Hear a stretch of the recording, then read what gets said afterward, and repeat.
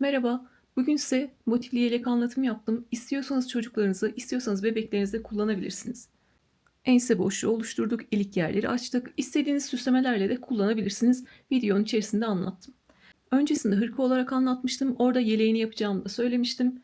İstiyorsanız hırka olarak, istiyorsanız da yelek olarak yapıp bayramda kullanabilirsiniz. Özellikle bayramdan önce anlatmak istedim ki hırka da yelek de 1-2 gün içinde bitebilecek bir örgü. Bayramdan önce çocuklarınıza örebilirsiniz. Başta tüm bilgileri vermek istiyorum. Alize Cotton Gold ve yarn arşiniz ipler kullandım. Ben 1 yaş bebek yeleği için anlattım.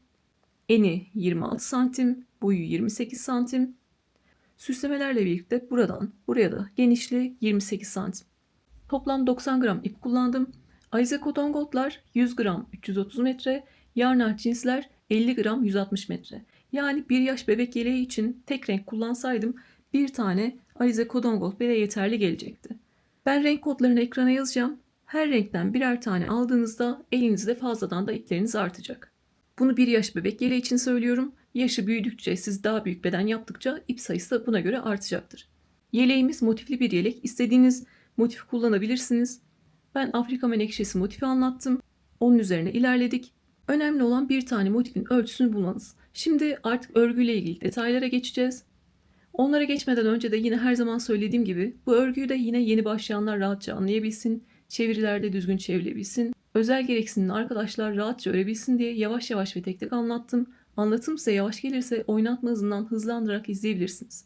Özellikle yeni doğum yapacak olan arkadaşlar ilk defa belki eline ip tığ alıyordur. Özellikle onlar için detay bölümlerini 2-3 kere anlattım. Lütfen örgüyü bilenler 2x yaparak izlesinler. Ayrıca kanalıma ücretsiz abone olarak bana destek olabilirsiniz.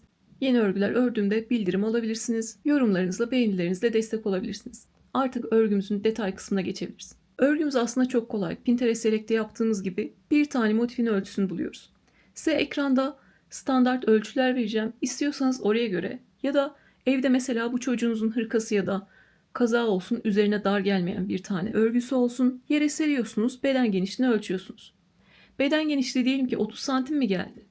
Yan yana 2 tane motif olduğu için 30/2 bir tane motifinin en az 15 santim olması gerekiyor. Yani bir motifi nasıl buluyoruz? Beden genişliğini 2'ye bölerek buluyoruz. Beden genişliği 28 santim mi geldi diyelim. O zaman 28/2 bir tane motifinin 14 santim olması gerekiyor. Onun gibi.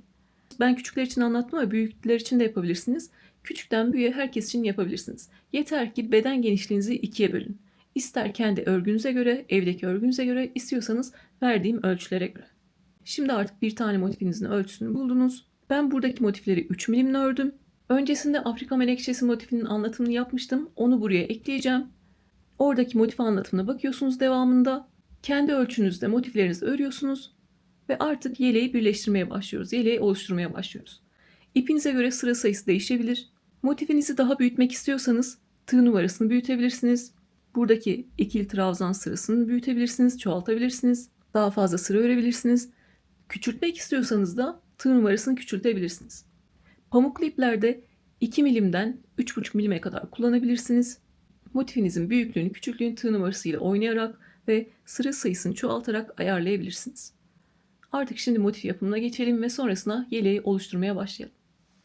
Birinci sıra için sihirli halka yapıyoruz ve sihirli halkanın içine 16 tane ikili trabzan yapıyoruz. Sihirli halka içinde ipi tuttum ve döndürdüm.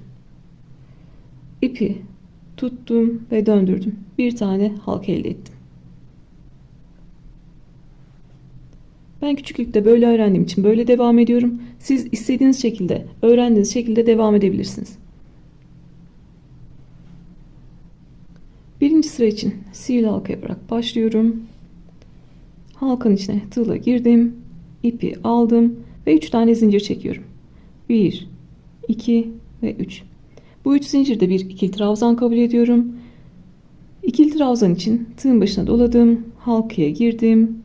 Tığın üzerinde 3 ilmek var. İkisini birlikte aldım. Tığın başına doladım. Halkaya girdim. İpi aldım.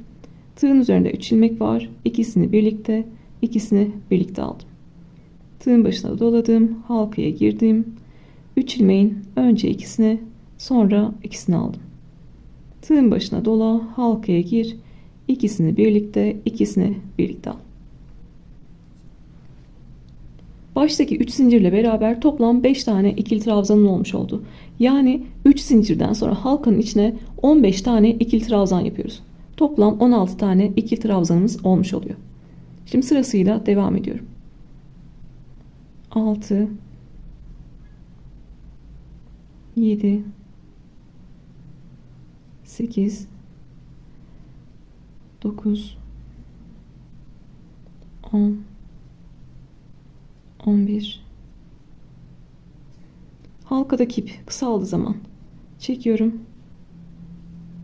12 13 14 15 ve 16. Sıra sonundayım. En son ipi kapatmadan, halkayı kapatmadan tekrar sayıyorum. 2 4 6 8 10 12 14 16.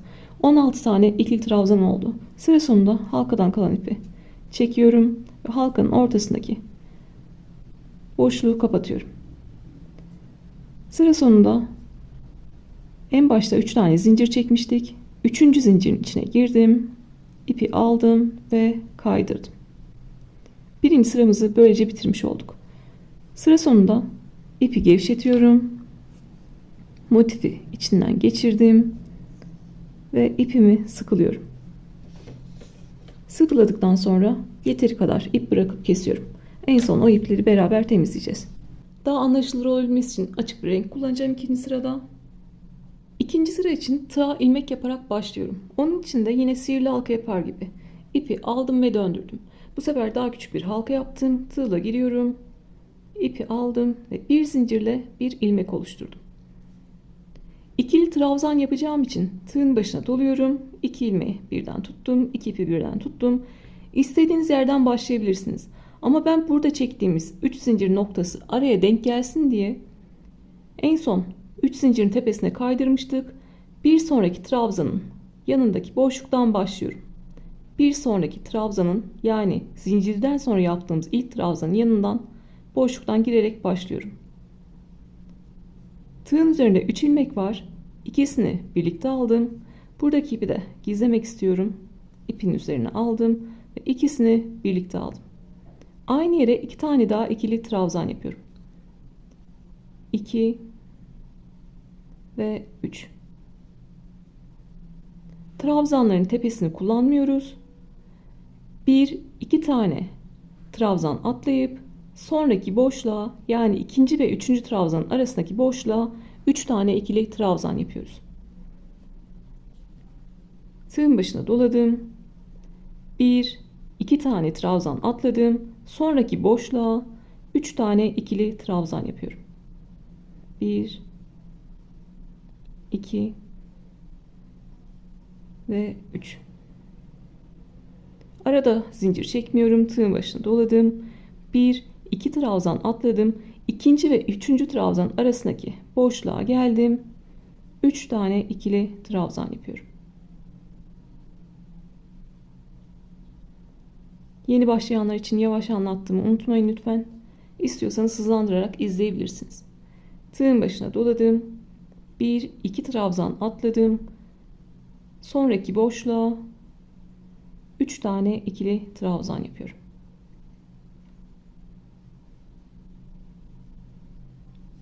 Dört tane üçlü grubu yaptık. Bunu 8'e tamamlayacağız. Sıra sonundayım. Sıra sonunda ilk yaptığım ikili trabzanın tepesine geldim. İpi aldım ve kaydırdım. Kaydırmayla ikinci sıranı da bitirmiş oldum. İpimi esnetiyorum. Motifi içinden geçirip ipi yeteri kadar kesiyorum. Üçüncü sıra içinde tığa ilmek yaparak başlıyorum. Bir zincirle bir ilmek oluşturdum. İkili trabzan yapacağım için tığın başına doladım ve ikisini birlikte tutuyorum. Burada istediğiniz herhangi bir boşluktan başlayabilirsiniz ama ben hem buradaki ilmeği gizleyebilmek için hem de buradaki ipi gizleyebilmek için tam karşısından başlıyorum. Boşluğa girdim. Tığın üzerinde 3 ilmek var. İkisini birlikte aldım. Buradaki ipi de ipin üzerine alarak gizliyorum ve ikisini birlikte aldım. Aynı yere bir tane daha ikili trabzan yapıyorum. Boşluklara 2 tane ikili trabzan, Araya 3 zincir ve 2 tane ikili trabzan yapıyoruz. Araya 3 zincir çektim ve aynı boşluğa 2 tane daha ikili trabzan yapıyorum. Bu ilk boşluğu doldururken ilmekteki ipi de aynı anda gizliyorum.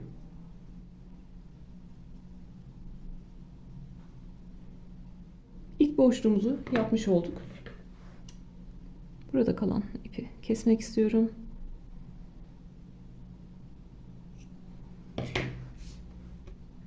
Şimdi sırasıyla devam ediyorum. Bir diğer boşluğa geçerken arada zincir yok. Tığın başına doladım. Üçlü grupların arasına 2 tane ikili trabzan, araya 3 zincir ve 2 tane ikili trabzan yapıyorum. Tığın başına doladım. Bir sonraki boşluğa 2 tane ikili trabzan, araya 3 zincir ve 2 tane ikili trabzan yapıyorum. Tığın başına doladım. Bir sonraki boşluğa 2 tane ikili trabzan, araya 3 zincir ve aynı yere 2 tane ikili trabzan yapıyorum. Sıra sonuna kadar geldim. Burada ilk yaptığımız ikili trabzan vardı. Onun tepesine geldim ve kaydırdım. Kaydırmayla 3. sırayı bitirmiş oldum. Burada ipimi kesmiyorum. Bir sonraki sıraya da aynı iple devam edeceğiz. 4. sıradaki işlemimiz, bu arada 3 tane zincir çekmiştik. 3. sırada 3 zincirlik boşluklara 7 tane ikili trabzan yapacağız. Her 3 zincirlik boşluğa 7 tane ikili trabzan yapıyoruz. Ve bir boşluktan diğerine atlarken arada zincir çekmiyoruz. İkinci sıradaki ipleri temizlemişken buradakileri de göstermek istiyorum.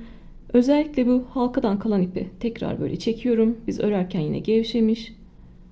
Ortayı kapattım. Burada bir zincirle buraya sabitliyorum. Ördüğümüzde, yıkadığımızda, giydiğimizde sökülmesin. Sonra halkanın etrafından ipimi geçirerek temizliyorum.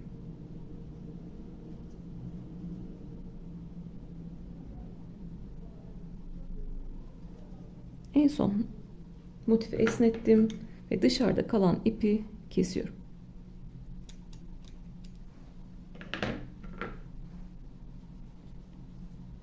Diğer ipi de yine halkanın etrafından geçireceğim.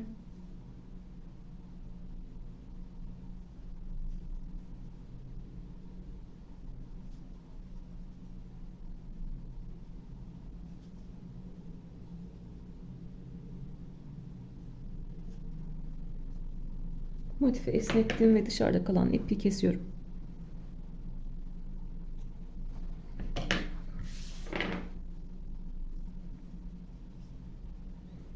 Böyle görünüyor. Motiflerde ip temizlemek, örgülerde ip temizlemek, örmek kadar önemli. Bir bütün hırkayı ya da herhangi bir örgüyü yaptığınızda, üzerinize giydiğinizde örgünüz patlayabilir. Benim ilk yaptığım hırka öyle patlamıştı. O yüzden özellikle yeni başlayanlar için bu ip gizleme olayını göstermek istiyorum. Estetik olarak da örgünün arkası aynı düz yüzüymüş gibi güzel ve temiz görünmeli. Temiz bir işçiliğimiz olmalı. 4. sırada 3 zincirlik boşlukları çalışacağız. O yüzden kaydırmalarla boşluğa kadar geliyorum.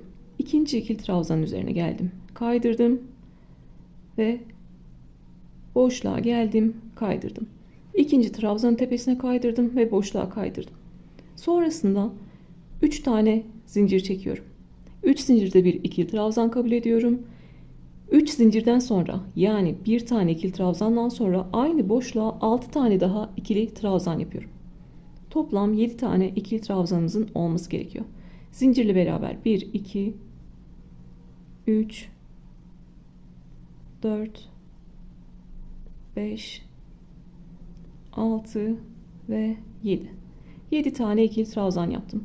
Bir diğer boşluğa geçerken zincir çekmiyorum. Tığın başına doladım. 3 zincirlik boşluğa 7 tane ikili trabzan yapıyorum. 4, 5, 6 ve 7. Tığın başına doladım. Bir sonraki boşluğa 7 tane ikili trabzan yapıyorum.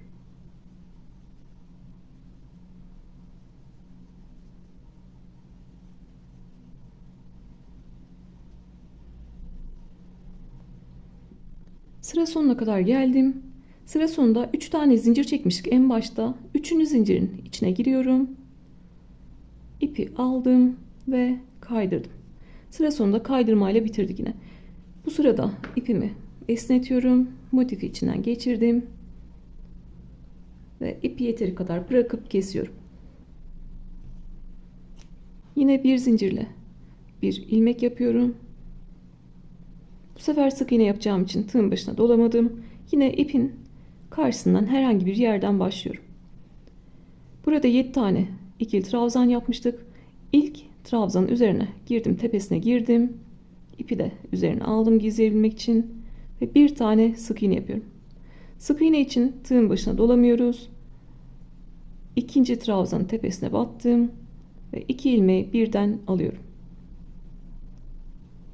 Sırasıyla sık iğne yapıyorum. Tığın başına dolamıyoruz. İpi aldık. Tığın üzerinde 2 ilmek var. İkisini birlikte çekiyoruz. Aynı anda ipimi de gizliyorum.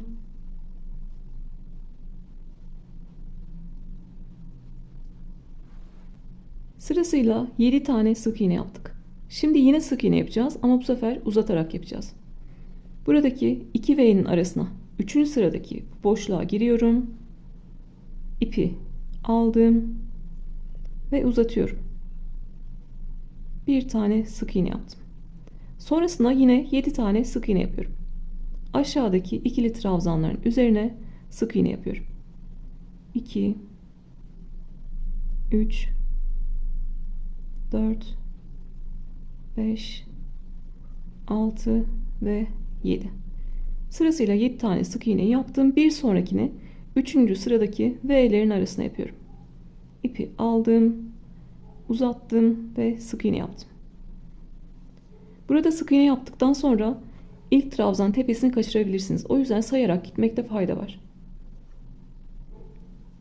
1 2 3 4 5 6 ve 7. Sonrasında 2 V'nin arasına girdim. 3. sıraya ipi uzattım ve bir tane sık iğne yaptım. 1 2 3 4 5 6 ve 7. Aşağıya geldim. İpi aldım, uzattım ve sık iğne yaptım. 7 tane sık iğne yaptım. Batacağım tek yer buradaki boşluk. En son buradaki boşluğa da batıyorum. Bir tane uzun sık iğne yapıyorum. İpimi uzattım ve sık iğne yaptım. Sıra sonunda burada ilk yaptığım sık iğnenin tepesine geliyorum. İpimi aldım ve kaydırdım. İpimi genişlettim. Motifi geçirip sıkılıyorum. Buradaki uzun sık iğnenin üzerine üçlü trabzanlar gelecek. Bir sonrakine ikili trabzan gelecek. Bir sonrakine tekli trabzan gelecek. Ve iki köşe arasında 11 tane sık iğne olacak. 11 tane sık iğne yaptıktan sonra yine sırasıyla tekli trabzan, ikili trabzan ve üçlü trabzan yapıyoruz.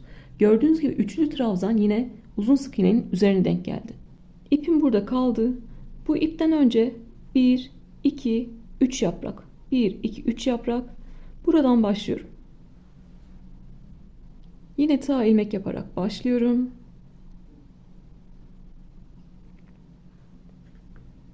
Bir, iki, üç yaprak bıraktım. Buradaki uzun sık iğne üçlü trabzan için. Yanındaki sık iğne ikili trabzan için. Yanındaki sık iğne de tekli trabzan için. Yani ben bir sonrakinden sık iğne örmeye başlıyorum. Arada 11 tane sık iğnem olacaktı. Ben bu sırayı örmeye sık iğnelerle başlıyorum. Buradan girdim. İpi yine üzerine aldım. Sık iğne yaparak başlıyorum. Sırasıyla 11 tane sık iğne yapıyorum. 3 4 5 6 İpi de arkadan geziyorum.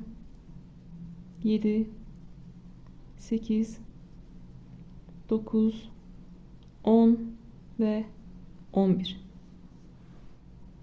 11 tane sık iğneden sonra, bu aradaki 11 sık iğneden sonra sırasıyla tekli trabzan, ikili trabzan ve üçlü trabzan yapıyoruz. Ve üçlü trabzanlar buradaki uzun sık iğnenin üzerine denk geliyor. Ve buralar bizim köşe noktalarımız.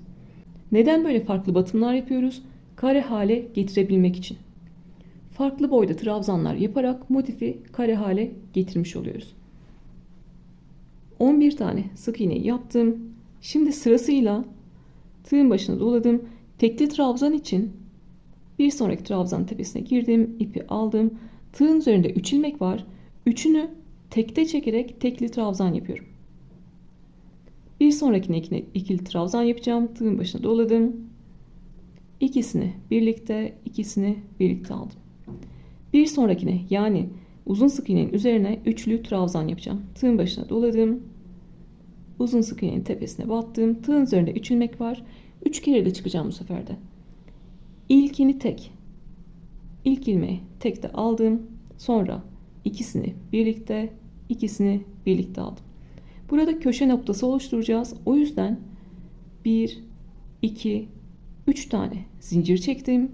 Tığın başına doladım. Aynı yere uzun sık iğnenin tepesine bir tane daha üçlü trabzan yapıyorum. İlkini tek, ikisini birlikte ve ikisini birlikte. Üçlü trabzandan sonra sırasıyla ne geliyor? İkili trabzan, tekli trabzan. Bir sonrakine ikili trabzan yapıyorum. Bir sonrakine tekli trabzan yapıyorum. Yani 3 ilmeği tekte çekiyorum. Sonra bu arada 11 tane sık iğnemiz var. Sırasıyla 1, 2, 3, 4, 5, 6. Burada da 3. yaprağın üzerine başlamamın nedeni buradaki bu bizim bitiş yerimiz araya gelsin. Biz buradaki köşeyi burada yapmakla uğraşmayalım.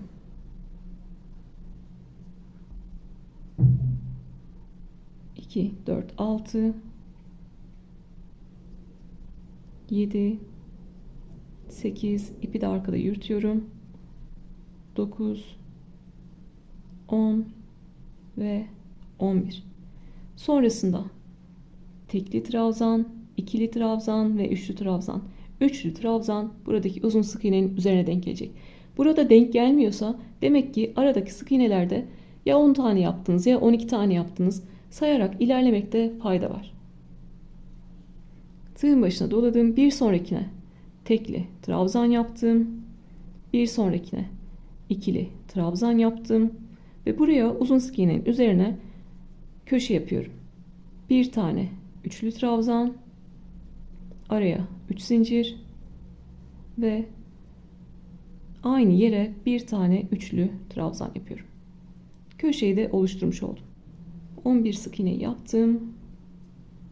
Sırasıyla tekli trabzan, ikili trabzan ve uzun sık iğnenin üzerine bir tane üçlü trabzan, araya 3 zincir ve bir tane üçlü trabzan yapıyorum. Sonrasında burada 11 tane sık iğnemiz vardı. Sadece ikili trabzan ve tekli trabzan noktamız kaldı. İkili trabzan yapıyorum ve tekli trabzan yapıyorum. Artık elimizde kare bir motif var. Bunun üzerine bir sıra daha örerek motifimizi artık bitiriyoruz. Bir sonraki sırada sadece ikili trabzanlar yapıyoruz. Aşağıdaki trabzanların ve sık iğnelerin üzerine ikili trabzan yapıyoruz. Buradaki 3 zincirlik boşluğa 2 tane ikili trabzan, araya 2 zincir ve 2 tane ikili trabzan yapıyoruz.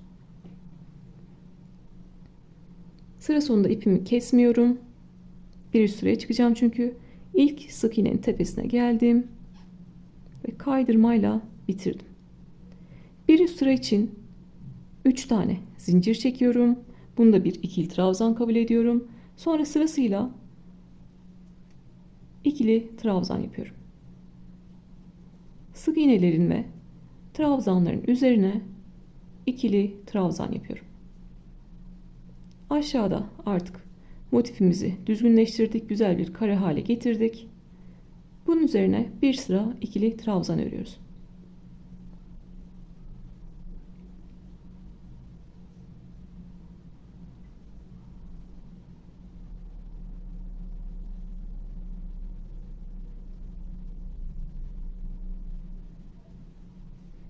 En son buradaki 3 trabzan üzerine de ikili trabzan yaptım.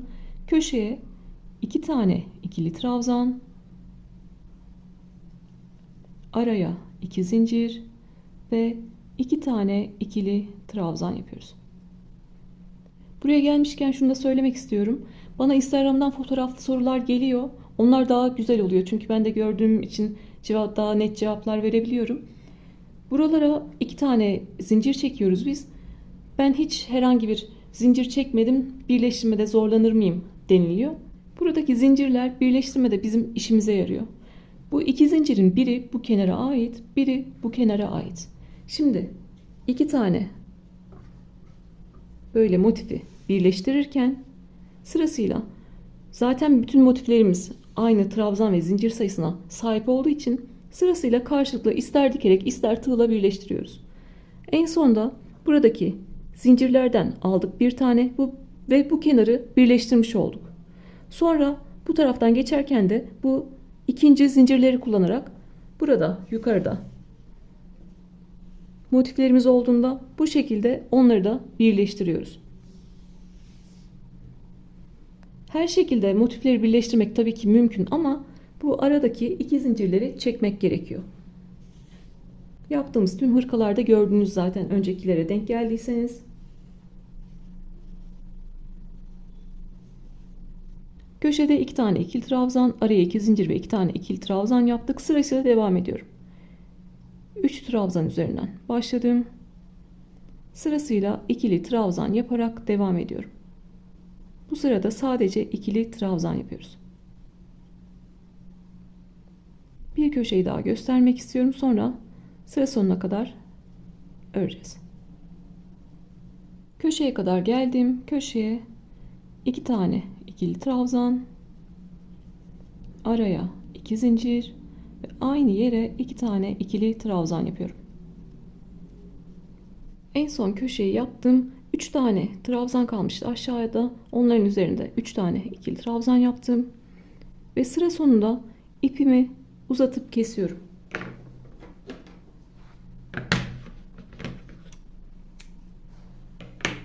Burada düzgün bir bitiş yapacağız. Düzgün bitişten kastım zincirler ve trabzanların böyle V gibi görünen tepeleri var. Bunlardan bir tane daha yapıp tüm görünümü eşitlemiş olacağız. Daha demin söylemiştim. Buradaki V gibi görünen tepelerin bir kanadı arkada, örgünün arkasında, iç tarafında, bir kanadı da dışında, örgünün güzel yüzünde. Şimdi onları kullanarak bir tane tepe elde edeceğiz. Daha küçük bir tığ numarası alıyorum. 2 milim bir tığ numarası aldım. Geçişler daha kolay olsun diye. Başlarken 3 tane zincir çekmiştik. Ona dokunmuyorum. Bir sonraki yani ilk yaptığımız ikili trabzanın tepesini alıyorum. 2 kanadını birden aldım. Ve ipi örgünün arkasına çekiyorum. Burada da en son yaptığımız ikili trabzan var. Onun da arka kanadından giriyorum.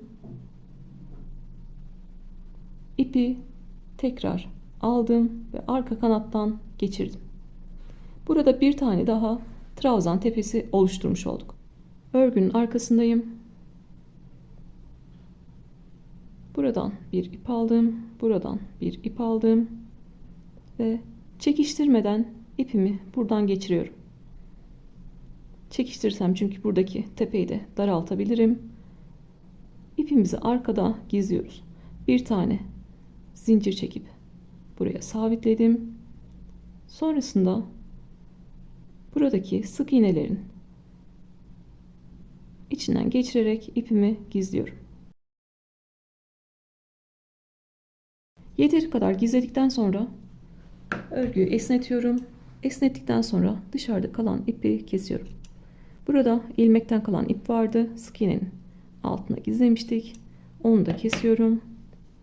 Başka yerde var mı? Burada da kesiyorum.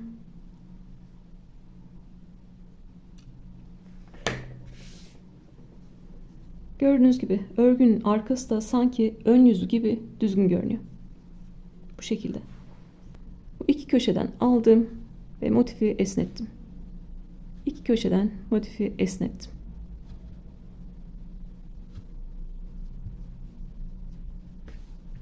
Bu şekilde motifi daha düzgün bir hale getirmiş oluyoruz.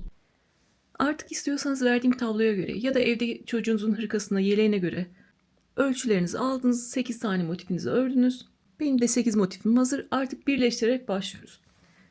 Buradaki 4 tane motif sırt motifi, bunlar da öne gelecekler. Siz de bu şekilde motiflerinizi yerleştirin. Bir tane ekran görüntüsü alın. Sonra sırtı birleştirdikten sonra buradaki motiflerinizi karıştırmazsınız. Yerlerini karıştırmazsınız. Şimdi artık ip koparmadan birleştirmeye başlıyoruz. Dikerek birleştirecekler de, iğne iplikle dikerek birleştirecekler de benim tığla girdiğim yerlere giriyorlar. Aynı düzgün şekilde ilerliyorlar. Öncelikle bunları alıyorum. Sırt parçasından birleştirmeye başlıyoruz. Şunu tekrar söylemek istiyorum. Benim yeleğimin boyu 2 motifli olacak. Siz uzatmak istiyorsanız 4 tane daha motif örüyorsunuz ve etek kısmına ekliyorsunuz. Her sıra için 4 tane motif örüyorsunuz. Öncelikle bir zincirle bir ilmek oluşturuyorum. İpimi halka yaptım. Tığla girdim. Yine 3 milimle giriyorum. İpi halkadan geçirdim ve bir zincirle bir ilmek oluşturdum. İlmeği tığdan çıkartıyorum. Zincir ve trabzan tepeleri V harfine benziyor. 2 tane kanadı var. Biri arka yüzünde, iç yüzünde, biri dış yüzünde, güzel yüzünde. Biz iç kanatları kullanarak birleştirme yapacağız. Köşelerde 2 tane zincirimiz var. Zincirin biri bu kenara ait, biri bu kenara ait. Biz bu kenarların zincirini bırakacağız. İkinci zincirlerle başlayacağız. Üst üste kaç tane motif birleştirsek birleştirelim. Mantığımız şu. İkinci zincirlerle başla, trabzanları birleştir, birinci zincirlerle bitir. Her zaman sağdan başlıyorum. Birinci zinciri bıraktım. İkinci zincirin iç kanadına giriyorum. Örgünün arka tarafındaki kanadına giriyorum.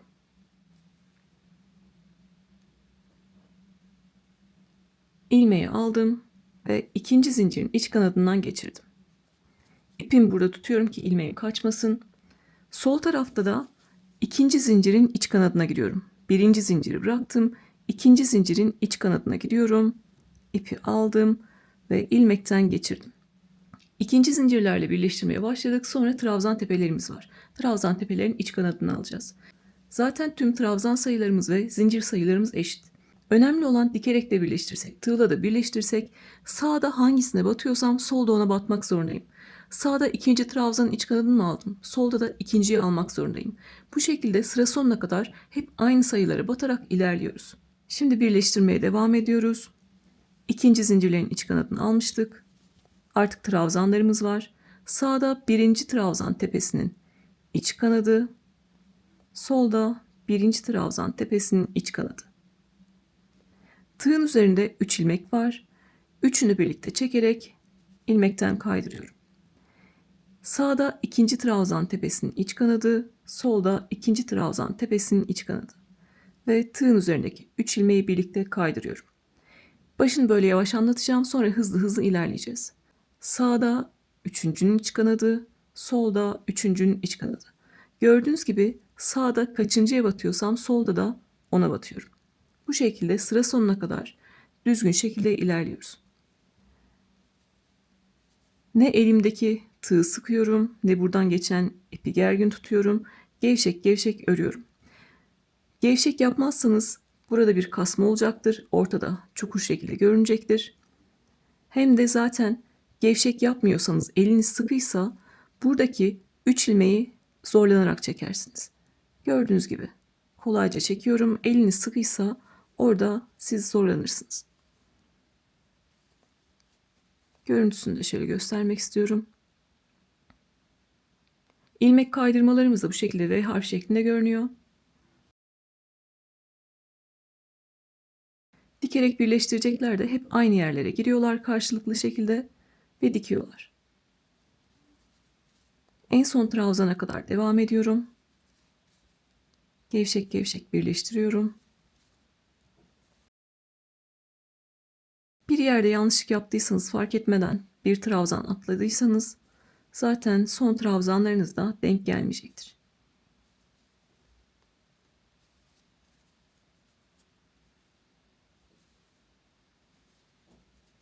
Sıra sonuna kadar geldim, görüyorsunuz. Sağda son trabzanın iç kanadı, solda son trabzanın iç kanadı. ve 3 ilmeği birlikte çekiyorum. Köşelerde 2 tane zincirimiz var. Zincirin biri bu kenara ait, biri bu kenara ait. Biterken ne yapıyoruz? Birinci zincirleri alıyoruz ve bitiyoruz. Sağda birinci zincirin iç kanadı, solda birinci zincirin iç kanadı ve 3 ilmeği birlikte çekiyorum. Gördüğünüz gibi kolayca 2 tane motifi birbirine birleştirmiş olduk. Birleştirme görüntümüz de bu. Artık bir üst motive geçebiliriz. Bu ilmek kaydırma ile birleştirme yöntemi iğne ardı olarak da geçiyor. Yine ip koparmadan birleştirme yöntemi. Yumağınız bitene kadar istiyorsanız üst üste 100 tane motif birleştirebilirsiniz. Mantığımız hep aynı. Burada ne yaptıysak burada da aynısını yapacağız. İkinci zincirlerle başla, trabzan tepeleriyle devam et, birinci zincirlerle bitir. Üzerine motif mi ekleyeceğiz? Siz belki boyunu 3 sıralı yaptınız. İkinci zincirlerle başla, trabzanlarla devam et ve birinci zincirlerle bitir. Mantığımız bundan ibaret. Karşılıklı iki motifi birleştirdik. Bir üst sıraya çıkıyoruz. İlmeği bu şekilde yine tığıma geçirdim. Her zaman sağdan başlıyoruz. Sağda birinci zinciri bıraktım. Köşedeki ikinci zincirin iç kanadına girdim. Solda da ne yapacağım? Birinciyi bırakıp ikincinin iç kanadına gireceğim. Birinci zinciri bıraktım. İkinci zincirin iç kanadına girdim. Tığın üzerinde 3 ilmek var. Üçünü birlikte çekerek ikinci zincirlerle başladım. Sonra trabzanlarla devam ediyorum. Sağda birincinin iç kanadı, solda birincinin iç kanadı. Sağda ikincinin iç kanadı, solda ikincinin iç kanadı. Elimizi gevşek tutuyoruz ki tığın üzerindeki 3 ilmeği kolayca çekebilelim. Hem de kasma olmasın. Dikerek birleştiriyorsanız da çok sıkı sıkı yapmayın ki orada çukur bir görüntü olmasın.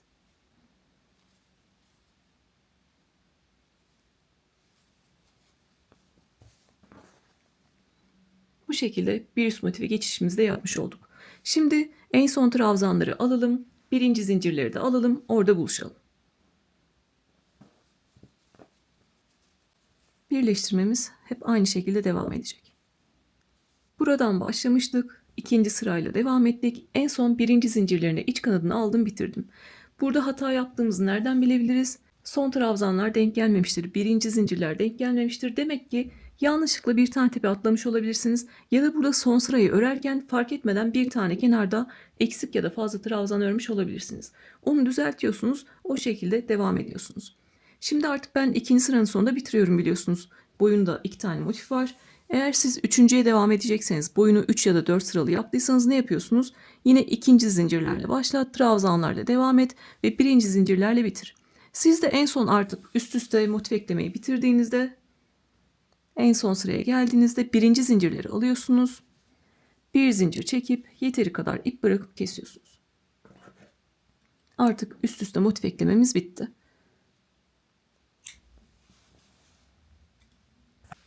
Burası bizim sırt parçamızdı. Burası ön parçalarımız. Ön parçalarımızda ne yapacağız? Kol boşluğu oluşturacağız. Onun için birer tane motifi ayırıyorum.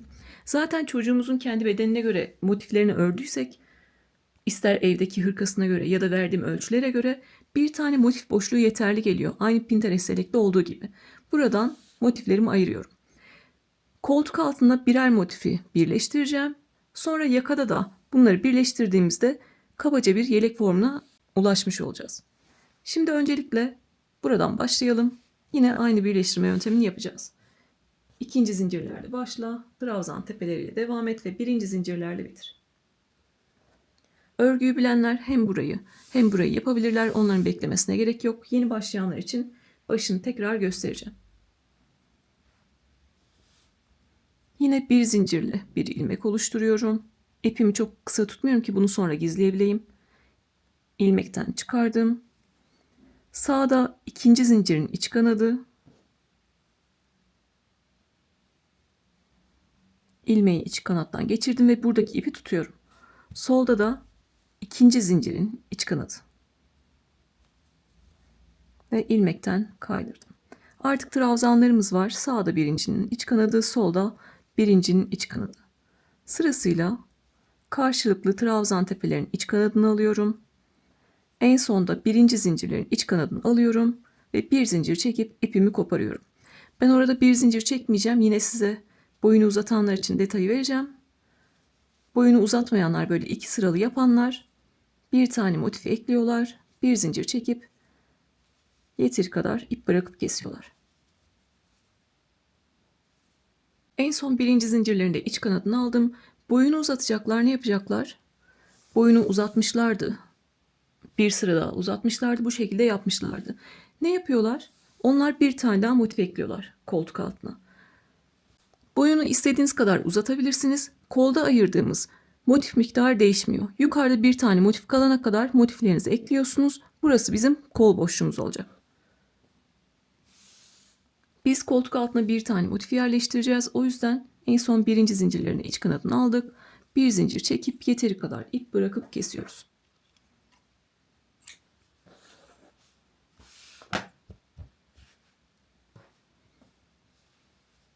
Bu tarafta da aynı şekilde bir zincirle bir ilmek oluşturalım. Her zaman sağdan başlıyoruz. İkinci zincirlerin iç kanadı, trabzanların iç kanadı ve en son birinci zincirlerin iç kanadını alıp bir zincir çekip ipimizi koparalım. Şimdi bunu da ekleyelim ve artık aradaki boşlukları kapatmaya geçelim. Buradaki motifimi de ekledim. Artık kalan ipleri temizlemek istiyorum. Aradaki boşlukları kapatacağız çünkü onlar elimize takılmasın. Motifte gösterdiğim gibi ipleri gizleyelim. Sonrasında artık yukarı doğru bu şekilde motiflerimizi birleştireceğiz. Aradaki boşlukları kapatacağız. Şimdi ipimizi gizleyelim. Kalan ipleri gizleyelim. Tüm ipleri temizledim. Artık birleştirmemizi yapabiliriz. Bu şekilde önüme aldım. Aşağıdan yukarı doğru birleştireceğiz. Yine bir zincirle bir ilmek oluşturuyorum. İlmeğimi çok kısa bırakmıyorum ki sonrasında gizleyebileyim. İlmeği tığdan çıkardım. Sağdan başlıyoruz her zaman. İkinci zincirlerin iç kanadıyla başlıyoruz. Trabzan tepeleriyle devam ediyoruz. En son birinci zincirlerin iç kanadını alalım ve buradaki birleştirme yerini nasıl geçeceğiz orayı size göstermek istiyorum. Tekrar bölümleriyle sizi sıkmayayım ama detay olan her yerde size göstermek istiyorum. Şimdi birinci zincirlerin iç kanadını da alalım. Oradaki birleştirme yerini beraber geçelim. İkinci zincirlerle başladık. Trabzanlarla devam ettik. En son birinci zincirinde iç kanadını aldım. Karşılıklı ve birleştirdim. Buradaki birleşim yerine geldik.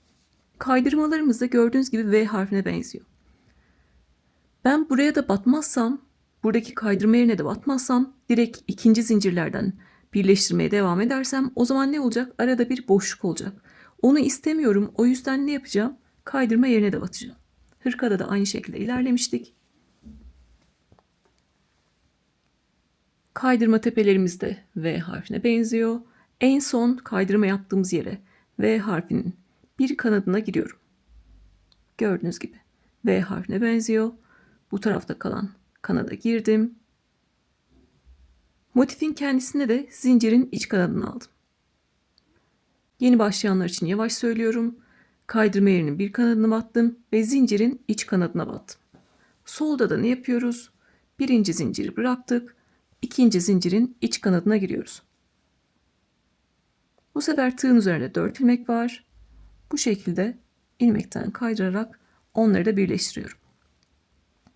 Tek fark kaydırma yerine batmamız oldu. Yine zincirleri karşılıklı birleştirdik. Trabzan tepelerimiz var. Trabzan tepelerin iç kanadını alarak birleştiriyoruz. Yine en son birinci zincirlere kadar geliyoruz ve kaydırma yerine birleştirme yerini beraber geçiyoruz. Buradaki detaylar örgümüzün güzel görünmesini sağlıyor. Oralara dikkat edersek örgümüz daha güzel görünecektir. Şöyle de göstermek istiyorum. Gördüğünüz gibi kaydırma yerine batarak ortada herhangi bir boşluk oluşturmamış olduk. Bu şekilde sıra sonuna kadar devam edelim. En son birinci zincirleri alalım ve buradaki birleşim yerini beraber geçelim. Burada kaydırma yerini beraber geçmiştik. Yukarı doğru devam ettik. En son birinci zincirlerinde iç kanadını aldık ve bir üst motife geçeceğiz. Burada da yine bizim birleştirme yerimiz var. Gördüğünüz gibi burayı nasıl geçeceğiz? Bir zincirle geçeceğiz. Bir zincir çekeceğiz ki kasma olmasın. En son birinci zincirlerin iç kanadını aldım. Çok sıkı olmayan şekilde bir zincir çektim. Ve yine sağda zincirin iç kanadı, solda zincirin iç kanadı. Sırasıyla trabzanların iç kanadını alıyorum. En son birinci zincirlerin iç kanadını alıp bu iki motifi de karşılıklı birleştirmiş oluyorum. Yine tek farkımız birleştirme yerine bir zincirle geçmek oldu.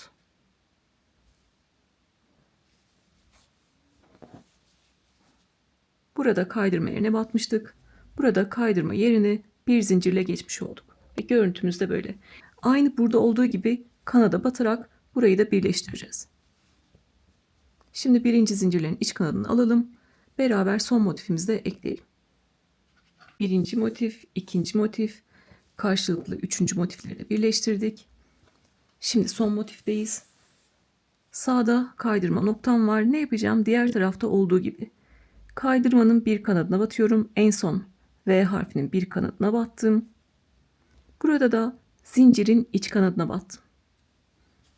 Solda ne yapıyorum? Birinci zinciri bırakıp ikinci zincirin iç kanadına batıyorum. Tığın üzerinde bu sefer 4 ilmek var. Dördünü bu şekilde çekiyorum. Sonra yine trabzan tepelerin iç kanadı ve en son birinci zincirin iç kanadı. Artık bu motifte birleştirince yine iplerimizi gizleyeceğiz. Dışarıda kestiğimiz ipleri. Sonrasında yakayı oluşturacağız. Kabaca yeleğimiz oluşmuş olacak ve artık süsleme düzeltme kısmına geçeceğiz. Şimdi birinci zincirlerin iç kanadını alalım. Bir zincir çekip ipimizi koparalım. Dışarıda kalan iplerimizi gizleyelim ve temiz şekilde devam edelim. İplerimi de artık gizledim. Burası bizim sırtımız, burası ön kısımlarımız, şöyle daha net anlaşılacak.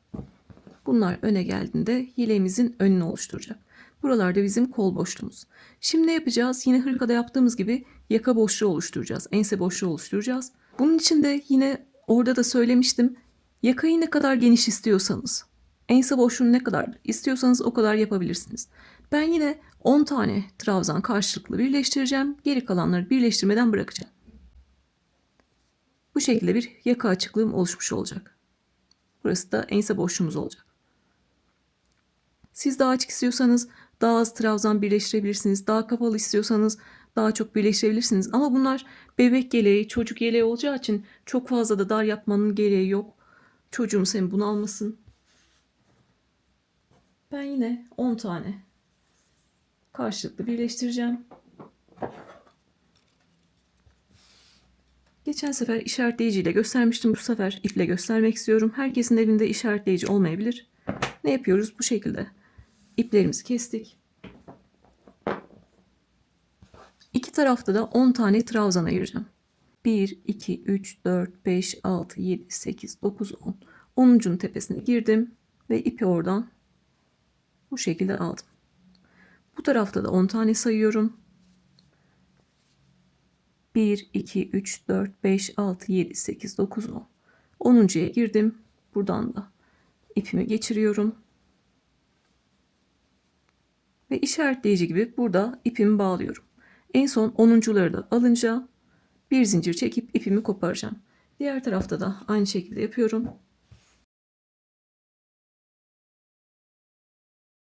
İstediğimiz bir taraftan başlayabiliriz. Zaten çok az bir bölüm var. İki tarafı da beraber yapalım. Yine aynı işlemi yapacağız. Bir zincirle bir ilmek oluşturuyorum. İlmeği tığdan çıkardım. Sağda ikinci zincirin iç kanadı. İlmeği oradan geçirdim. İpimi tutuyorum. Solda da ikinci zincirin iç kanadı. Değişen bir şey yok. Sağda birinci trabzan iç kanadı, solda birinci trabzan iç kanadı. En son ip bağladığım yerleri 10'uncuların da iç kanadını alacağım ve bir zincir çekip ipimi koparacağım. Sayarak da yapabilirsiniz ama bu şekilde ip bağladığınızda hem trabzan kaydırma derdiniz olmaz. Karşılıklı eşit şekilde yapabilirsiniz.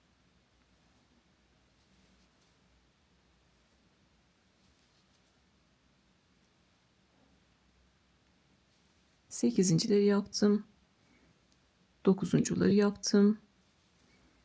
Artık ipimi çıkartabilirim. 10'unculara da giriyorum. Sağda 10'uncunun iç kanadı, solda 10'uncunun iç kanadı ve hepsini birlikte çekiyorum. Bir zincir çekip yeteri kadar ip bırakıp kesiyorum.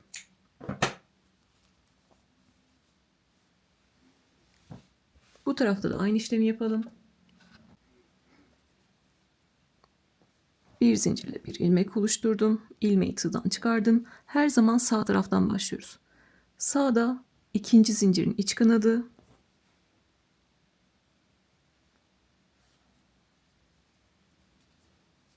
solda ikinci zincirin iç kanadı. Karşılıklı 10 tane trabzan birleştireceğim. Hızlıca en son 10'uncuları da alıyorum ve bir zincir çekip ipimi koparıyorum. Buradaki iplerimizi de temizledim. Artık yeleğin içi de temiz. Motif örerken de iplerimizi temizlemiştik. Dışı da temiz şekilde duruyor.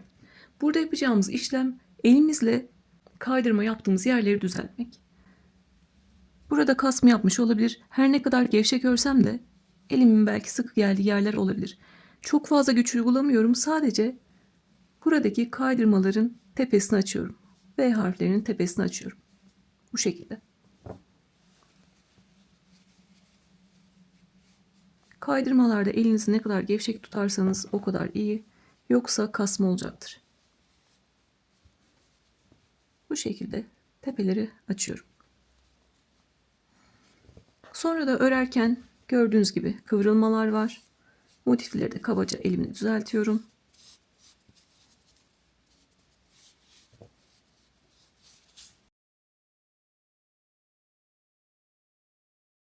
Öncelikle bedenden bir sıra sık iğne geçeceğiz. Buradaki birleşim yerlerini düzelteceğiz. Tüm görünümü düzelteceğiz. Düzgün bir zemin elde edeceğiz. Üzerine ikili trabzanlar öreceğiz. Ve sonrasında güzel böyle süslemeler yapıp yeleğin bu ön kısmını, beden kısmını bitireceğiz. Sonra kollara geçeceğiz. Yine sık iğne geçeceğiz. Burada trabzan örmeyeceğiz. Onun üzerine süslemelerimizi yapıp yeleğimizi bitireceğiz. Ben size ilik açmayı da göstereceğim ama ilik açmayacağım derseniz şu an bu Pinterest yelek formunda. Şu an Pinterest yelek yapmışız gibi düşünün. Oradaki gibi buralara ip bağlayıp kullanabilirsiniz. O şekilde de kullanabilirsiniz. Orada da söylemiştim kız çocukları için farklı süslemeler yapabilirsiniz diye. Şu an Pinterest yeleği süslüyoruz gibi düşünebilirsiniz. Şimdi artık sık iğne örmeye başlayabiliriz. Örgünün arkasına başlıyorum ki bir üst sıralarda 3 zincir çekeceğiz. 3 zincir noktamız çok da bir göze batmasın. Burada mesela koltuk altına bir yerden başlayabilirim. Sırtta koltuk altına denk gelen bir yerden başlıyorum. Yine bir zincirle bir ilmek oluşturdum.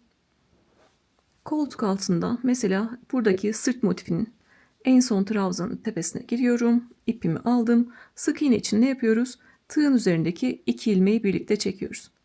Köşeye girdim. Bir tane sık iğne yaptım ve buradaki birleştirme yerine V harfinin ortasına battım. Bir tane sık iğne yaptım. Tekrar diğer motife geçtim. Köşeye bir sık iğne ve trabzanların üzerine bir sık iğne yapıyorum. Burada bizim düzelteceğimiz yerler buradaki birleşim yerleri. Diğer yerler zaten düzgün. Buradaki birleşim yerlerini düzelteceğiz. Ben burada bir tane sık iğneyle geçtim. Sizin eliniz mesela diyelim ki gevşek geldi orada. Buradaki sık iğnelerin yanında çok fazla boşluk oldu. Buradaki kaydırma yeri çok geniş. O zaman siz ne yapacaksınız? Ortada kasma olmasın diye bir tane kaydırma yerinin sağına, yani V harfinin sağına batarsınız. Bir tane tam ortasına kendisine batarsınız. Sonra köşeden sık iğne örerek devam edersiniz.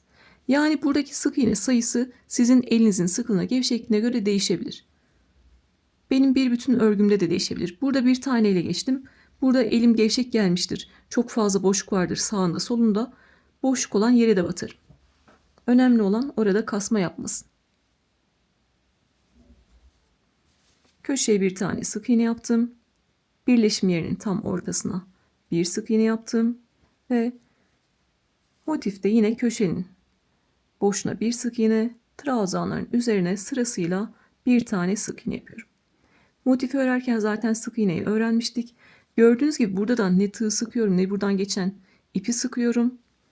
Gevşek şekilde sık iğnelerimi örüyorum. Bu sık iğne geçme bizim örgüleri düzeltme yöntemimiz, biraz da biliyorsunuz. Daha muntazam dursun diye en son bir sıra sık iğne geçiyoruz. Burada siz sık iğnelerinizi çok sıkı sıkı yaparsanız kasma olacaktır. Örgünüz içe ya da dışa doğru kıvrılacaktır. O yüzden çok fazla sıkı sıkı elinizi tutmuyorsunuz. Elinizde başka bir tığ numarası varsa, 325 tığınız varsa onunla devam edebilirsiniz. Ya da 3,5 varsa onunla devam edebilirsiniz. Sık iğneleri onlarla yapabilirsiniz. Bazı arkadaşların eli çok fazla sıkı olabiliyor. Onlar da onun kontrol edebileceği bir şey değil. O şekilde öğrendikleri için. O yüzden tığ numarasını büyütebilirsiniz. Şimdi köşeye geldik. Köşeye 1, 2 tane sık iğne yapıyorum. Sizin buradaki köşe boşluğunuz çok mu büyük oldu? O zaman siz de 3 tane sık iğne ile geçersiniz. Ben 2 tane ile geçtim. Gördüğünüz gibi boşluğu doldurdu ikisi. Sizinki doldurmadıysa 3 tane ile geçebilirsiniz. Sonra yine trabzanlar üzerine sık iğne yaparak devam ediyorum. Elimi gevşek tutuyorum ve sık iğne örmeye devam ediyorum. Bu şekilde sık iğne tepelerini açıyorum. Trabzan tepelerine bir sık iğne, köşe boşluğuna bir sık iğne.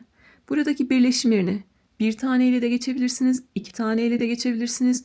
Birleşim yerini geçiyorsunuz. Yine köşeye bir sık iğne, trabzanların tepesine bir sık iğne. Buradaki köşe boşluğuna 2 tane sık iğne yapıyoruz. Benim 2 tane ile doldurdu. Doldurmadıysa ne yapıyoruz? 3. sık iğneyi de yapıyoruz. Sayının bir önemi yok. Önemli olan kasma yapmaması. Devam edelim ve buradaki yakaya kadar gelelim. 2 tane motifi bu şekilde sık iğnelerle geçelim. Sırtla başlamıştık bu şekilde. Devam ettik. Yukarı kadar geldik. Yakaya kadar geldik. En son trabzanın üzerinde de bir tane sık iğne yaptım. Buradaki birleşim yerine geldim. Birleşim yerinde de yine en son 10. trabzanların içine batıp bir tane kaydırma yapmıştım. Kaydırma yaptım. Son V harfinin ortasına batıyorum. Bir tane sık iğne yapıyorum. Sonra yine trabzanların üzerine sık iğne örmeye devam ediyorum. Burada da herhangi bir değişiklik yok. Sadece kaydırma yerine bir tane sık iğne yapıyoruz ve bu şekilde güzel bir kavis oluşturuyoruz. Gördüğünüz gibi. Sık iğne örmemiz de bu kadar kolay. Birleştirmeleri bir tane ya da 2 tane sık iğne ile geçiyoruz. Yakadaki kaydırma yerine bir tane sık iğne yapıyoruz ve yine trabzanlarla devam ediyoruz. Köşeye ister 2 tane ister 3 tane boşluğunuzu doldurana kadar sık iğne yapıyorsunuz. Aşağıya kadar devam ettik. Birleşim yerine aldığı kadar bir tane ya da 2 tane sık iğne yapıyorsunuz. Kasma yapıyorsa zaten ortada bir çukurluk oluşacaktır. Bu 2 tane motif birbirine yaklaşacaktır. Onu anlarsınız. O zaman 2 tane ile geçersiniz. Yine köşeye 2 ya da 3 tane sık iğne yapıyorsunuz ve sıra sonuna kadar devam ediyoruz. Yani birleşim yerlerini düzelterek sıra sonuna kadar geliyoruz. Sıra sonunda artık ikili trabzan sırasına çıkacağız. Sıra sonuna kadar sık iğne çıkararak geldim. En son trabzanın üzerinde bir tane sık iğne yaptım. Sıra sonunda ne yapıyorum? İlk yaptığım sık iğnenin tepesine giriyorum ve ilmekten kaydırıyorum. Burada bir zincir çekip ipimi biraz uzatacağım. Çünkü örgümüzü düzelteceğiz. Yapacağımız işlem yine kasmaları düzeltmek. Gördüğünüz gibi. Elimi gevşek tuttuğum halde kasma olan yerler var. Bu şekilde elimle çok fazla çekiştirmeden sadece düzeltiyorum.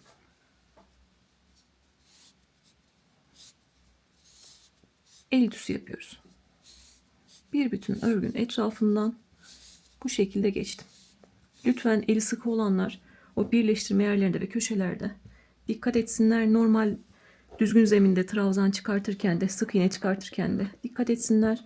Örgülerinde kasma olmasın. Güzel bir görüntü olsun. Sadece elimizle düzeltmeyle bile böyle örgümüz düzeldi. Şimdi üzerine artık bir sıra ikili trabzan öreceğiz. İkili trabzan için ne yapıyorum? Zaten burada bir zincir çekip ipimi gevşetmiştim. Onu şimdi sökeceğim. Burada 1, 2, 3 zincir çekiyorum. Bunda bir tane ikili trabzan kabul ettim. Aşağıdaki sık iğnelerin tepesine köşeye kadar bir tane ikili trabzan yapıyorum. Aşağıdaki zeminimiz artık düzgün. Sadece sık iğnelerimiz var. Her bir sık iğnenin tepesine bir tane ikili trabzan yapıyoruz köşeye kadar. Köşeye gelelim, orada bir detayımız var. Orayı beraber geçelim. Buradan başlamıştık. Köşeye kadar geldik. Köşede yapacağımız işlem, köşede 2 tane sık iğne de olsa, 3 tane sık iğne de olsa her bir sık iğnenin tepesine 2 tane ikili trabzan yapacağız. Tığın başına doladım. Birinci sık iğnenin tepesine girdim. Birinci ikili trabzan.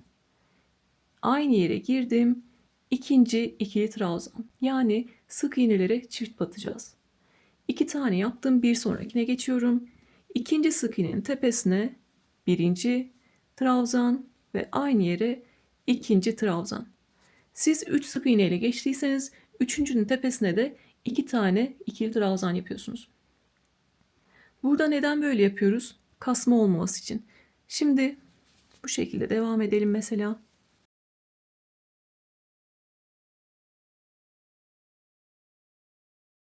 Buraları da yeni başlayanlar ve başka örgülerde de kullanabilmeniz için detay olarak söylüyorum. Örgüyü bilenler çift batarak yukarı doğru devam etsinler. Sadece köşede 2 tane ikili trabzan yapıyorsunuz. Gördüğünüz gibi aynı yere 2 tane ikili trabzan yaparak bu şekilde düzgün bir kavis elde etmiş olduk. Oralara tek battığımızı düşünelim.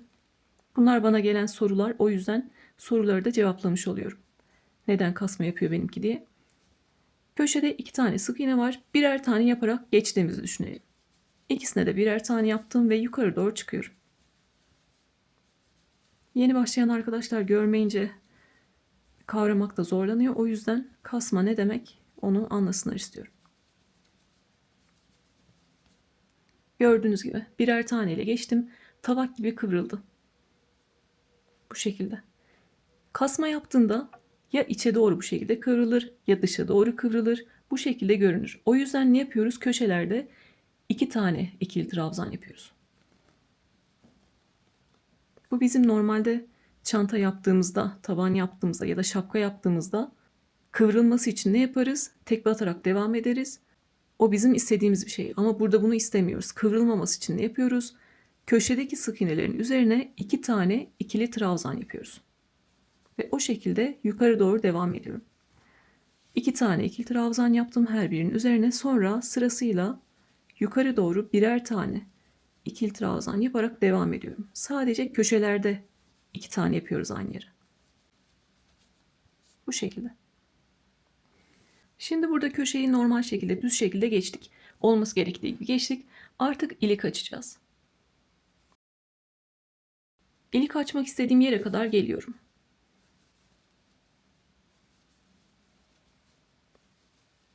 Mesela ilk ilik yerim burada olsun istiyorum. Ne yapacağım? Arada bir zincir çekiyorum. Tığın başına doladım. Aşağıdan bir tane sık iğne atladım. İkincisine bir tane sık iğne yapıyorum.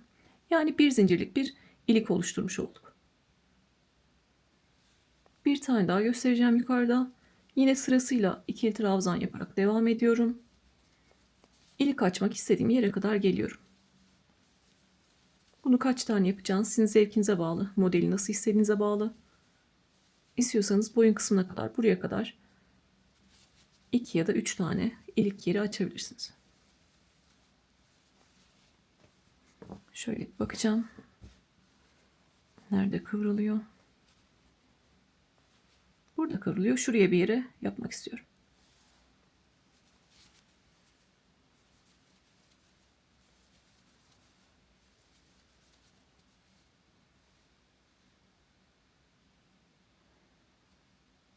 Şuraya yapacaksam tamamen deneysel ilerliyorum. Şu an buraya yapacaksam şu aradaki boşluk çok fazla oldu. O yüzden şu araya da bir tane açmak istiyorum.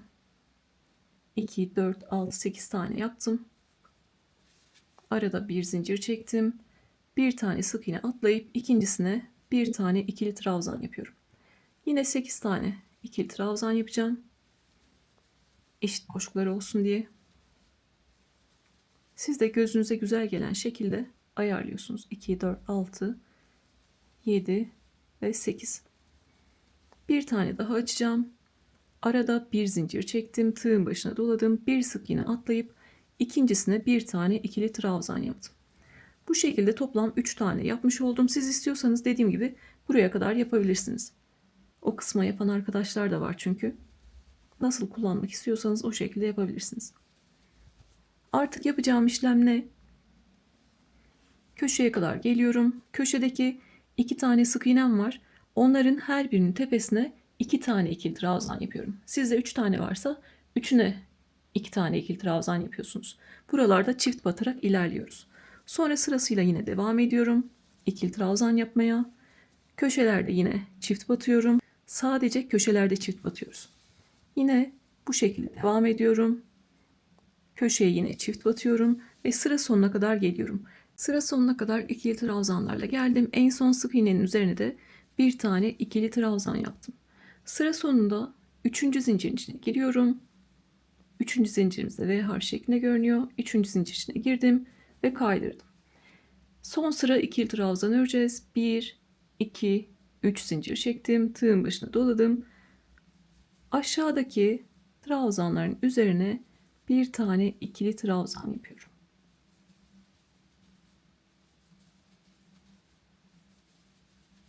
Bu şekilde.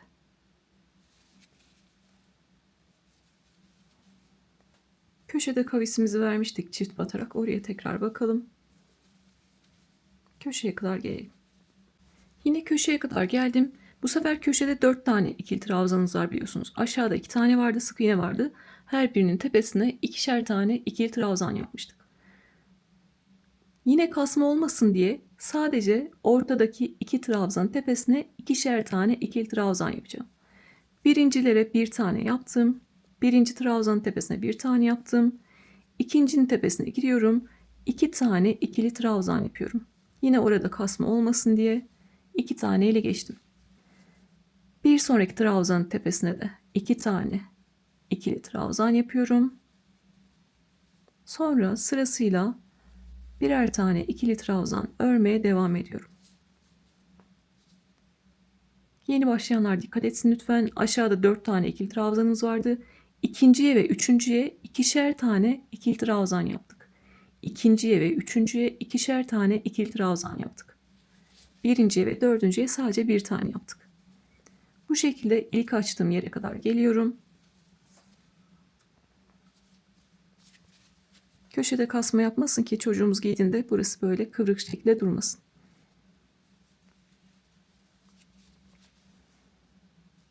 Buradaki bir zincirlik boşluğa girdim. Bir tane ikili trabzan yaptım.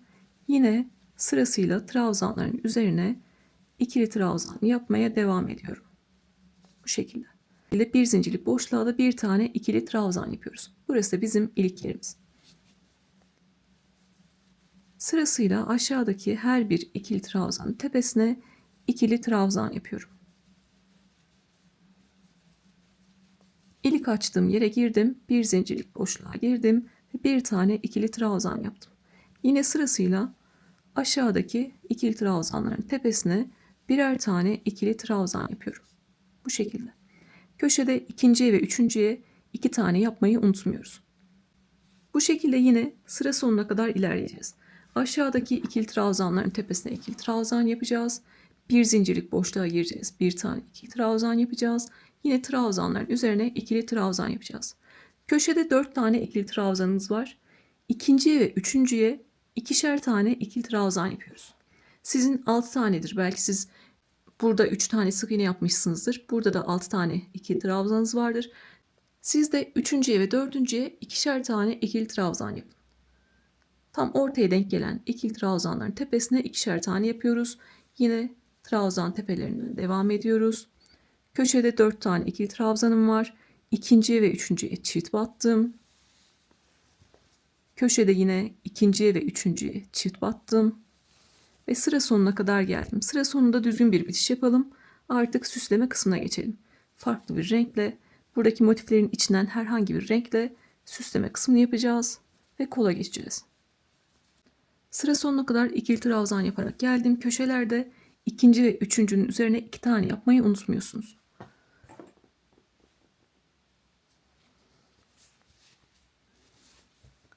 Sıra sonunda yeteri kadar ip bırakıp kesiyorum. Yine motifte olduğu gibi düzgün bir bitiş yapacağız.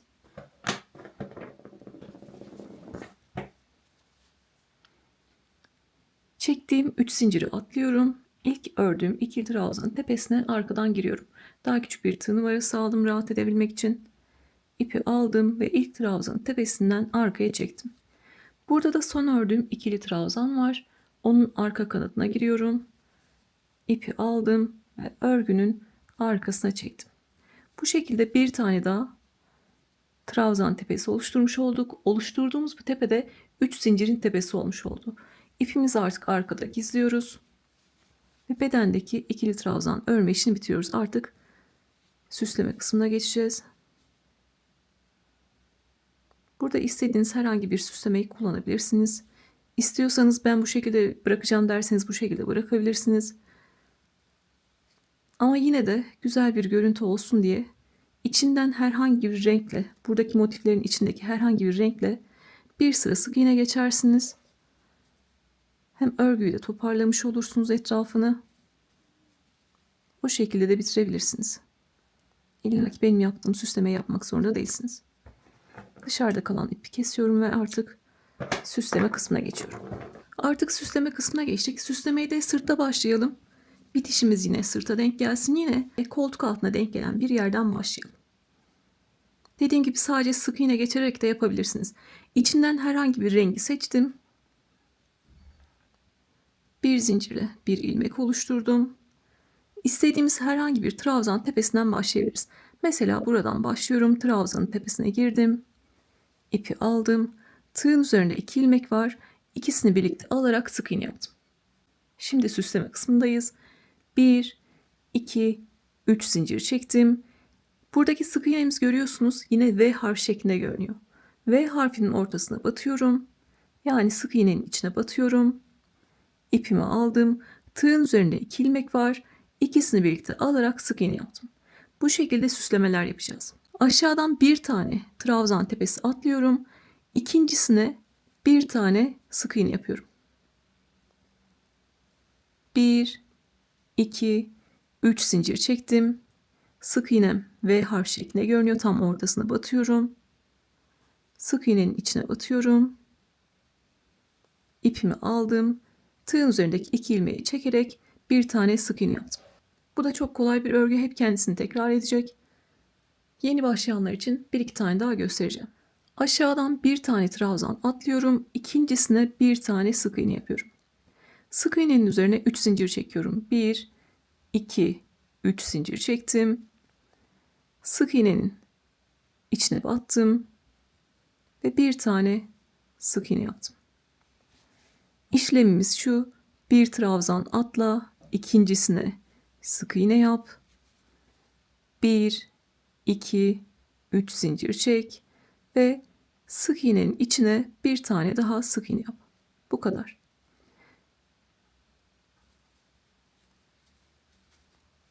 Şöyle tekrar göstermek istiyorum. Bunu istediğiniz herhangi bir renkle yapabilirsiniz. Yeni başlayanlar için 2-3 tane daha göstereceğim. Lütfen elinizdeyse şu an örgünüz benimle beraber devam edin. Bir tane trabzan atla, ikincisine sık iğne yap. 1, 2, 3 zincir çek ve ördüğüm sık iğnenin içine giriyorum. Bir tane sık iğne yapıyorum. Bir tane trabzan atla, ikincisine sık iğne yap. 1, 2, 3 zincir çek ve sık iğnenin içine sık iğne yap. Bu kadar kolay. Son bir tane daha göstermek istiyorum. Süslememizin mantığı ne? Bir trabzan atla, ikincisine sık iğne yap. 1, 2, 3 zincir çek ve sık iğnenin içine sık iğne yap. Sık iğne yapıyoruz. Üzerine 3 zincir çekiyoruz. Tekrar sık iğnenin içine sık iğne yapıyoruz. Bu şekilde süslemelerimizi oluşturmuş oluyoruz. Annelerimiz de böyle yapardı, belki görmüşsünüzdür onlardan da. Böyle kolay, güzel bir süs yapıyoruz. Bu şekilde sıra sonuna kadar bir trabzan atlayıp ikincisine sık iğne yapıyorum. Sık iğnenin üzerine 3 zincir çekiyorum ve sık iğnenin içine sık iğne yapıyorum. Bu kadar. Sıra sonuna kadar bu şekilde gelelim ve beraber yine düzgün bir bitiş yapalım. Bedendeki süslememizi bitirip artık kola geçelim. Artık yavaş yavaş yeleğimizi bitireceğiz. Süslememiz de bu şekilde. Bir bütün yeleğin etrafını böyle süslemelerle dolandım. Son bir tane kaldı. Onu da beraber yapalım. Bir trabzan atla, ikincisine sık iğne yap. 1, 2, 3 zincir çek ve sık iğnenin içine sık iğne yap. Bu kadar. En son sıra sonunda yeteri kadar ip bırakıp kesiyorum ve düzgün bitişle bitiriyorum. Burada sayılarla alakalı sizin bir tane trabzanınız kalmış da olabilir, kalmamış da olabilir. Önemli değil. Sıra sonunda bitişinizi yapıyorsunuz. Bu örgünün çift ya da tek sayı olmasıyla alakalı.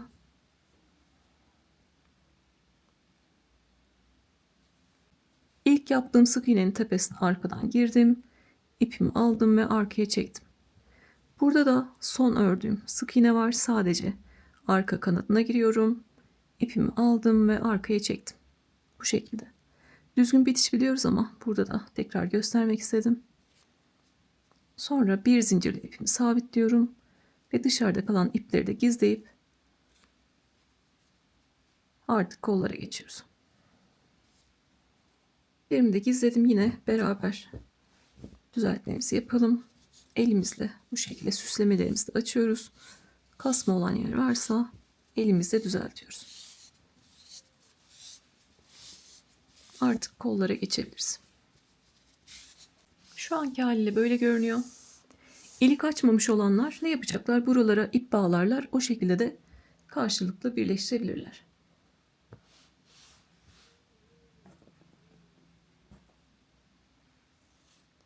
Şimdi yapacağımız işlem, koldan bir sıra sık iğne geçeceğiz. Üzerine yine aynı süslemeyi yapacağız. Yapacağımız işlem değişmeyecek. Yine bir zincirle bir ilmek oluşturuyorum. Ve 3 milimle yine devam ediyorum. Eli sıkı olanlar ne yapacak? 3,25 ya da 3,5 kullanacaklar. Sırtta bir yerden başlıyorum. Bitişin başlangıcım buraya denk gelsin diye mesela şurada bir yerden başlıyorum. Trabzanların tepesine sırasıyla sık iğne yapıyorum. Birleşim yerlerine bir tane sık iğne yapıyorum. Bu şekilde koltuk altına kadar gelelim.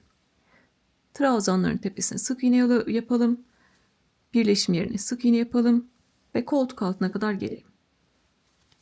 Sırttan bir yerden sık iğne örerek başlamıştık. Herhangi bir yerden başlayabiliriz. Elimle bu şekilde düzeltiyorum. Özellikle kolda sık iğneleri çok sık yapmayın ki çocuğumuzun kol boşluğu daralmasın. Koltuk altına kadar geldim. Koltuk altında köşeye bir tane sık iğne yapıyorum. Burada yapacağımız işlem yine hırkasında yaptığımız gibi. Buradaki iki zincirlik köşenin üzerindeki kaydırma yerine batacağım. Bir sık iğne yapacağım. Bu tarafta da iki zincirlik köşe boşluğunun oradaki üstündeki kaydırma yerine batacağım ve bir tane sık iğne yapacağım. Bu şekilde görünümü de düzeltmiş olacağım. Oraları da sık iğnenin içine katmış olacağım. Motifin köşesinde iki zincirlik boşluk var. Üzerinde de gördüğünüz gibi kaydırma yerlerimiz var. Üzerindeki kaydırmaya battım. Bir tane sık iğne yaptım. Bu taraftaki motifte de iki zincirlik köşe boşluğunun üzerindeki V harfine battım. Kaydırma yerine battım. Bir tane sık iğne yaptım. Bunu sadece görünümü düzeltmek için yapıyoruz. Sonra köşeye bir sık iğne ve trabzanların üzerine bir sık iğne yapıyoruz.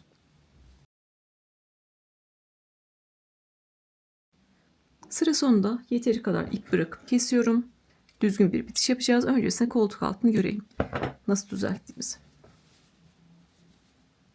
Kaydırma yerlerine batarak bu şekilde hem kavis vermiş olduk hem de onları da işin içine kattık ki burada boşluk görüntüsü ya da kasma olmasın.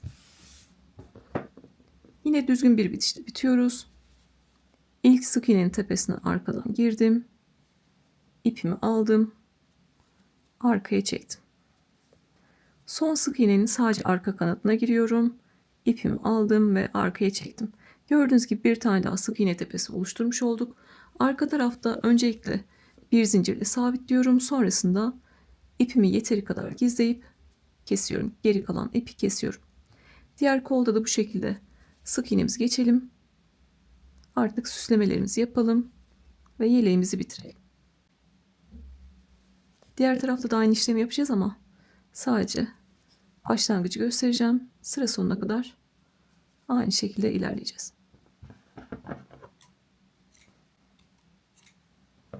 Bir kolu bitirdik, diğer kola geçtik. Yine sırtta başlıyorum ki bitişin başlangıcım sırta denk gelsin.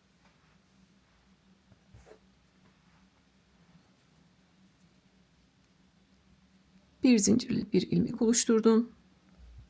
Burada koltuk altına yakın bir yerden başlıyorum. Herhangi bir yerden girdim, trabzanın üzerinden sık iğne yaparak başladım. Köşe boşluğuna bir tane sık iğne yaptım. Buralarda ne yapıyoruz koltuk altında? Sağdaki motifin köşesinin üzerine bir sık iğne, kaydırma yerinin üzerine bir sık iğne, soldaki motifin köşesindeki kaydırma yerine V harfinin içine bir tane sık iğne.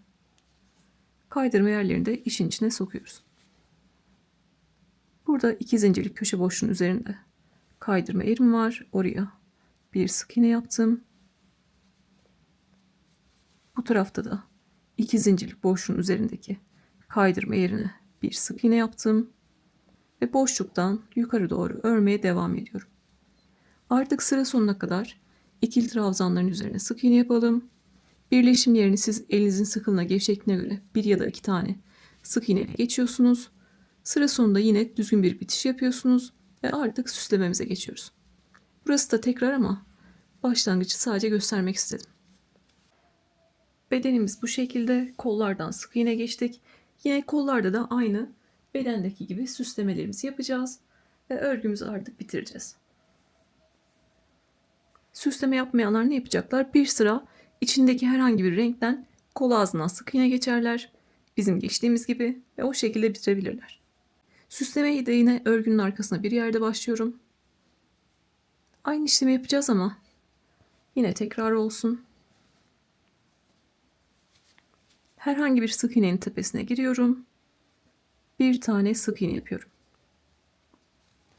Üzerine 1, 2, 3 zincir çektim. Sık iğnenin içine bir tane sık iğne yaptım. Bir sık iğne atla, ikincisine sık iğne yap. 1, 2, 3 zincir çek ve sık iğnenin içine sık iğne yap. Bir tane daha gösteriyorum. Bir sık iğne atla, ikincisine sık iğne yap. 1, 2, 3 zincir çek. Sık iğnenin içine sık iğne yap. Yine baştan sona yapacağımız işlem bu. Zaten zemini düzelttik. Düzgün zeminin üzerinde bu şekilde süslememizi yapıyoruz. Zaten kol ağzımız daha küçük. İşimiz hemen bitecektir.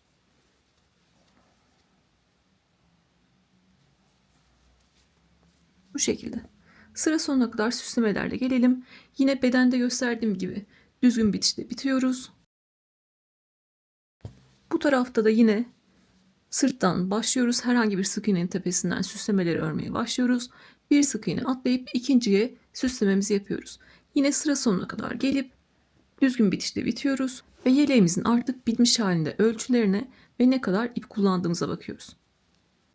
Artık yeleğimiz bitti. Yine düzgün bitişlerle kollarda da bitirdim. Gördüğünüz gibi çok tatlı, güzel bir yeleğimiz oldu. Şimdi artık ölçülerine bakalım. Baştan sona elimizle düzelttik biliyorsunuz. Asla ütü değdirmiyoruz. Uzaktan buhar verebilirsiniz. Benim ağır minderlerim var. Onun üzerine koyacağım ve o şekilde düzleştireceğim. İstiyorsanız örtü içinde halının altına koyup orada da düzleştirebilirsiniz. Ama kesinlikle ütü değdirmiyoruz. Yoksa ipimizin yapısı bozulur, ömrü kısalır. Benim motiflerim 13 santimdi. Şu yakayı şöyle düzeltelim. Şu şekilde eni kollarda yaklaşık 28 santim kadar süslemelerle beraber. Enimizde 26-26,5 santim kadar. Birleşim yerindeki esnemelerle beraber yarım santim kadar geliyor zaten. Eni burada 26,5 santim, kollarda 28 santim. Boyuna bakıyoruz şimdi. Boyu da yine 28 santim. Ne kadar ip kullandığımıza da bakalım. 90 gram. Tekrar bakıyorum.